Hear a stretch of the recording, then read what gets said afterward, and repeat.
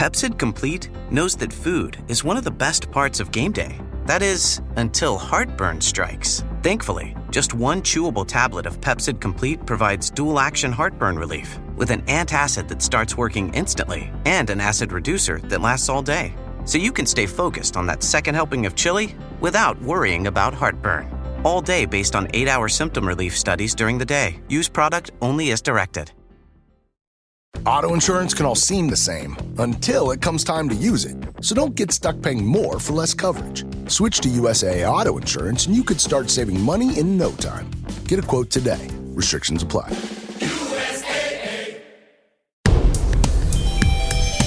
Esta es una producción de Marta de Baile.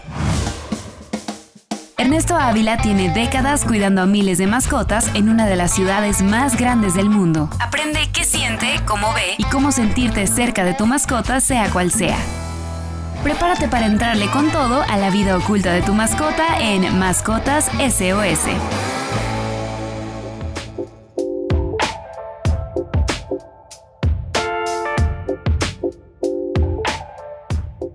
Hola, ¿qué tal? Yo soy Ernesto Ávila Escalera, soy director de la Clínica Veterinaria del Bosque y este es el podcast de Mascotas SOS de Marta de Baile Podcast. Vamos a platicar en verdad de esa historia maravillosa, cómo es que el hombre encuentra al perro. Desde hace millones de años, pequeñas especies, entre ellos el miasis, que se considera que existió hace más o menos 55 millones de años, derivó a otras especies. No me voy a ir a los detalles de cada una de las etapas hasta que llega a otro que se llama Tomarctus. Del Tomarctus descienden zorros, chacales, coyotes, etc. Pero hay un periodo muy corto de tiempo, muy corto de tiempo, que es de alrededor de unos 30,000 años, donde los lobos y los seres humanos competían por las mismas presas. Ahí muchos de nosotros vemos y pensamos en la evolución del ser humano como el único homo de la creación. Hay un libro maravilloso de Harari que habla sobre cuando de animales a dioses, y te habla mucho de la coexistencia de diferentes especies. Entre ellos estaban los neandertales, que convivieron, que eran mucho más fuertes que los Homo sapiens, los humanos, y tenían un cerebro más grande que el de los humanos. Estaban los dinosovanos, los florescensis, que eran los hobbits, los lusonensis, y todos ellos desaparecieron.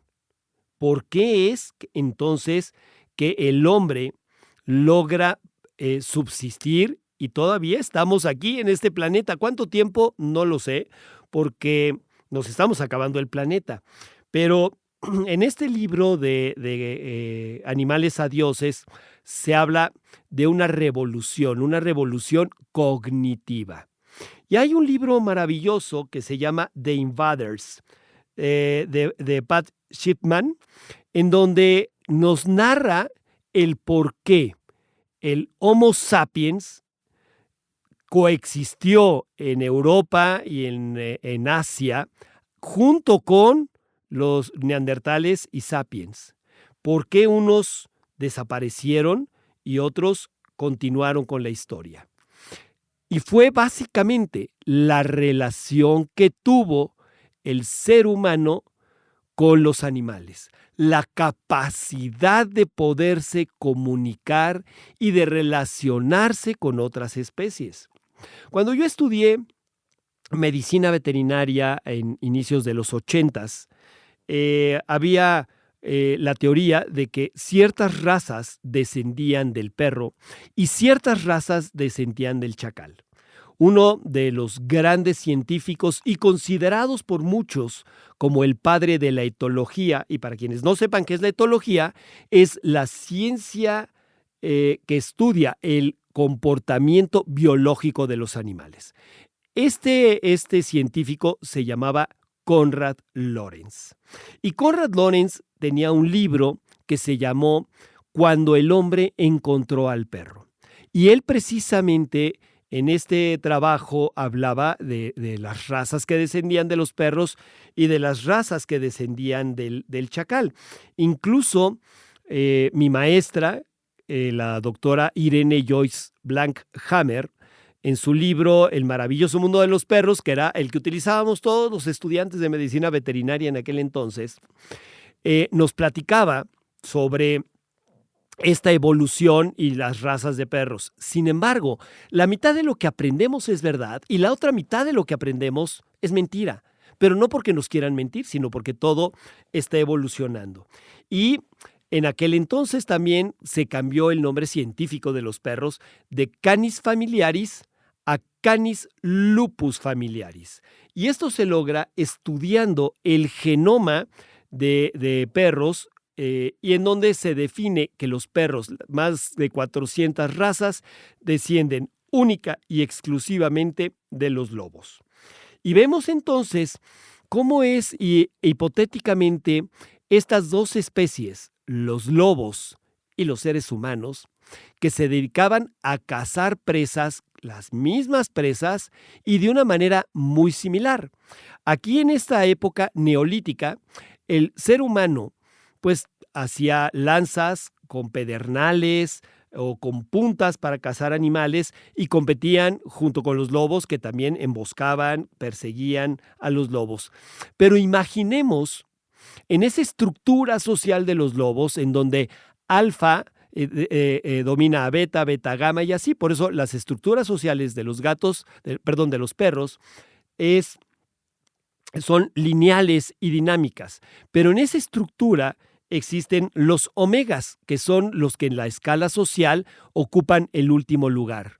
Imaginemos a una de estas lobas omegas que sale de esta jauría de lobos y empieza a seguir a este grupo de Homo sapiens. En ese momento está cerca de ellos, alimentándose muy probablemente de las sobras, de aquello que estos seres humanos iban dejando. Y ojo, muy probablemente estos seres humanos tenían una relación distante, no querían a los lobos cerca porque eran sus competidores y además también podían los humanos convertirse en presas de los lobos. Pero imaginemos a esta loba defendiendo este pequeño grupo social de algún depredador, como puede ser lobos, como pueden ser otros grupos de seres humanos, y entonces se dieron cuenta de que esa relación con estos lobos más mansos podría ser beneficioso porque los iban a defender, iban a hacer la alarma. Entonces, de esos lobos empiezan a nacer cachorros de lobo. Estos cachorros de lobo que eran más mansos se quedaban y los que eran más agresivos, que tenían todavía más instinto salvaje, pues obviamente eran separados o morían. Entonces se iban reproduciendo los lobos que tenían una mayor relación con los seres humanos. Vemos muchísimas pinturas rupestres. Vemos desde Arabia Saudita, en donde se ve la relación de estos homínidos con los seres humanos y los lobos, o ya estos inicios de perros, que empiezan a tener una relación humano-animal. Entonces, el humano empieza a darse cuenta que puede haber una relación de beneficio. Y lo vemos todavía con razas muy antiguas, tal es el caso de los mastines tibetanos en Mongolia. ¿Cómo es que nosotros, los seres humanos, vamos modificando este comportamiento en donde ahora estos perros que tienen a los lobos ocultos en sus genes van a cuidar aquello que antes estaban depredando? Y entonces se empiezan a convertir en perros pastores, empiezan a cuidarnos y sabemos que hoy hay razas mucho más sofisticadas que van a cuidar a los rebaños de los lobos, simplemente a ser protectores, Otros, como el Border Collie, que van a ser pastores de ovejas y que van a pastorear a través de la vista, el pastor australiano, los pastor alemán a través del ladrido, o los taloneros azules, el Blue Heeler, que van a pastorear vacas mordiendo los corvejones. Entonces, el ser humano se da cuenta que va a tener este beneficio para cuidar a las nuevas especies que está domesticando. Otros fueron los perros que ayudaron a cazar a los seres humanos, utilizando el maravilloso olfato que tiene.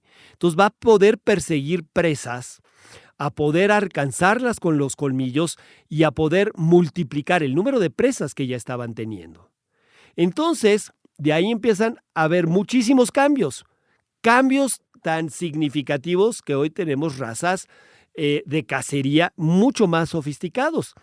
Muchos ubican, por ejemplo, a los poodles, estos poodles que hoy viven en los sofás de nuestras casas, que realmente originalmente se usaban para recuperar presas de los lagos. De ahí vienen los cortes de pelo que le hacen a los poodles.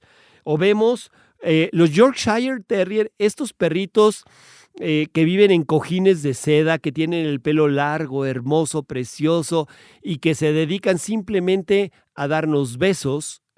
Ellos fueron criados por los mineros escoceses para cazar ratas en las minas. Entonces, utilizando ese instinto de lobo, en ese pequeño Yorkshire Terrier, que era para cazar precisamente estas presas en las minas. O olfatos tan sofisticados, como es el caso de los sabuesos, el Bloodhound, el Basset Hound, que tienen olfatos que pueden seguir rastros hasta de 8 días, que pareciera para ellos que pasó recientemente la presa o el humano que pasó por ahí. También los labradores para recuperar presas, los beagles que cazan también en jauría, o los perros de muestra como son los pointers, que te van a indicar como cazador en dónde está esa presa. O vemos también modificaciones de estos lobos que tienen ocultos a los dachshunds, los que conocemos también como salchichas, que fueron diseñados para meterse en las madrigueras y cazar tejones.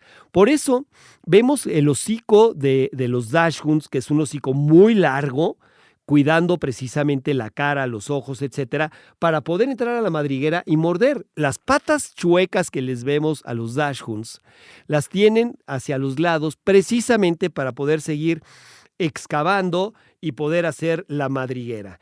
Vemos otro lobo oculto en un perro, que es el Jack Russell Terrier, en donde el reverendo Russell, diseña precisamente a estos Jack Russells para eliminar plagas de ratas. ¿Sabían ustedes que en países, por ejemplo en Estados Unidos, hay empresas que se dedican a eliminar plagas, que utilizan precisamente sus Jack Russells, entran a las granjas a eliminar ratas y eliminan cientos y cientos de ratas y ratones, precisamente utilizando este instinto? O otro lobo que tenemos ahí oculto en un perro son los borzois, estos perros largos, que se utilizaban en Rusia para la cacería de lobos, o en el caso de los países arábicos, en donde se utilizaba el saluki, los galgos, etc. Entonces, vemos cómo se han ido modificando estas características de esos lobos en las cacerías. Pero ¿cómo se dio? ¿Cómo fue que se llevó a cabo? Y quiero decirles que si nosotros observamos la mirada de un perro, es diferente a la mirada de un lobo.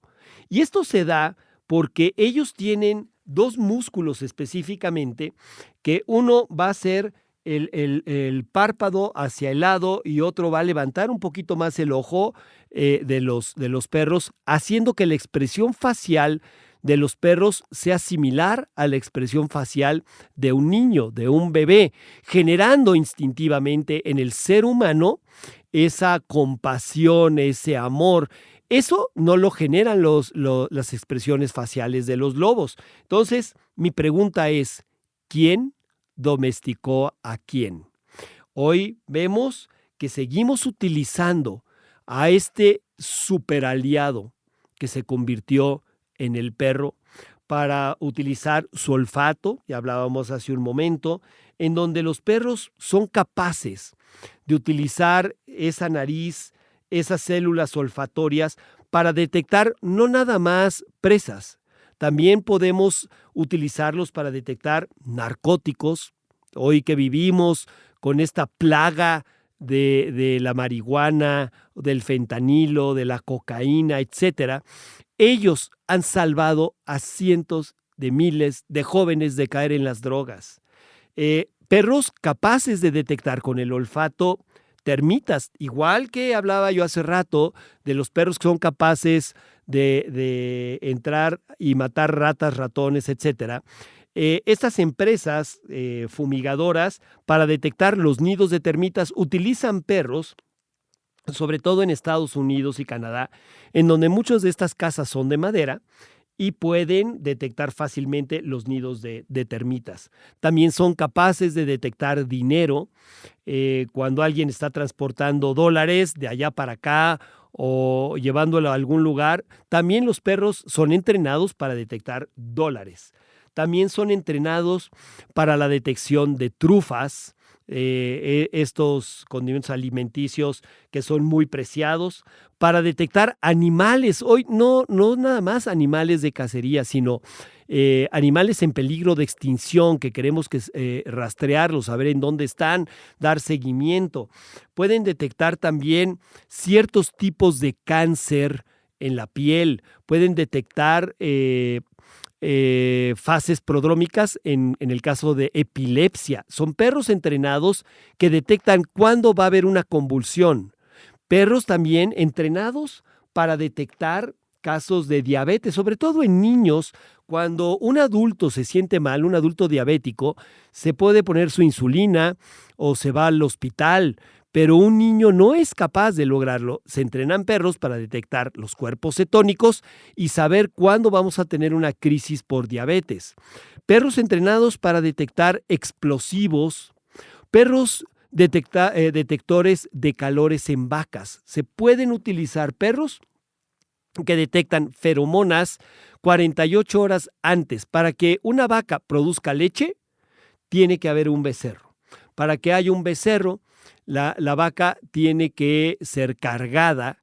Para ser cargada se tiene que detectar cuándo está en calor. Hay muchos métodos y muchos de ellos son la observación, los celadores, hay brazaletes que detectan variaciones fisiológicas, etcétera, pero también hay perros que pueden detectarlo de 24 a 48 horas antes.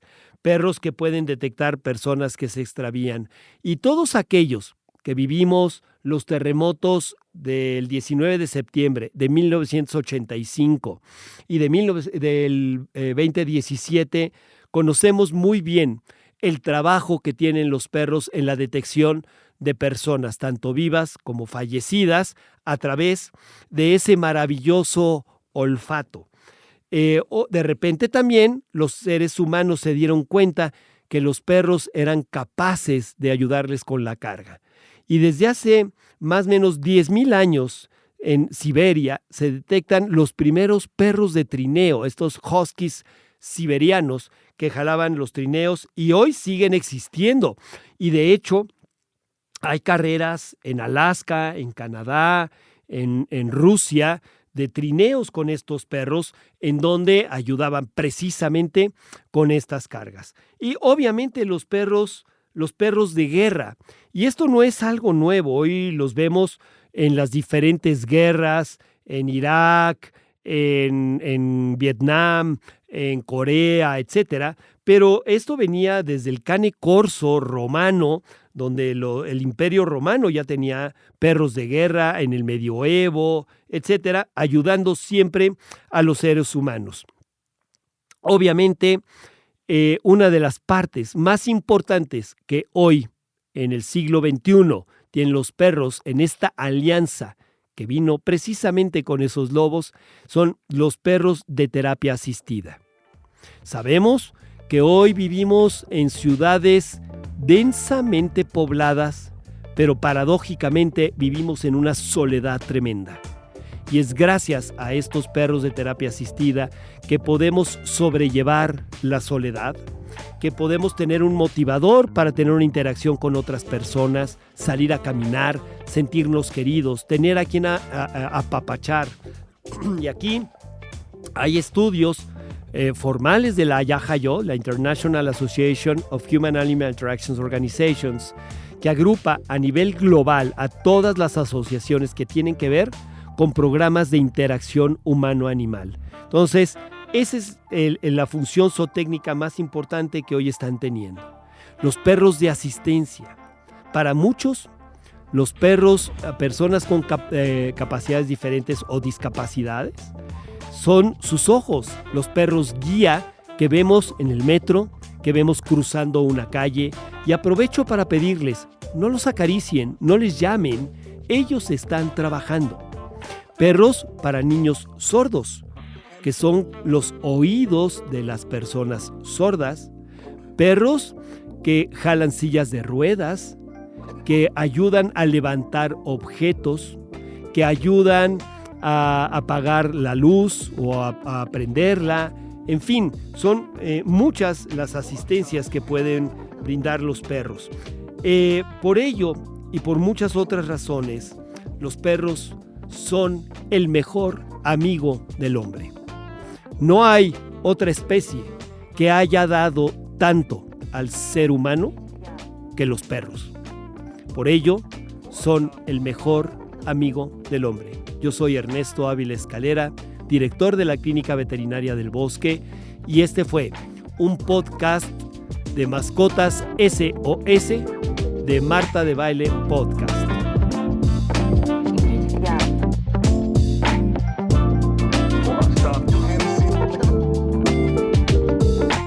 Mascotas SOS con Ernesto Ávila. Esta es una producción de Marta de Baile.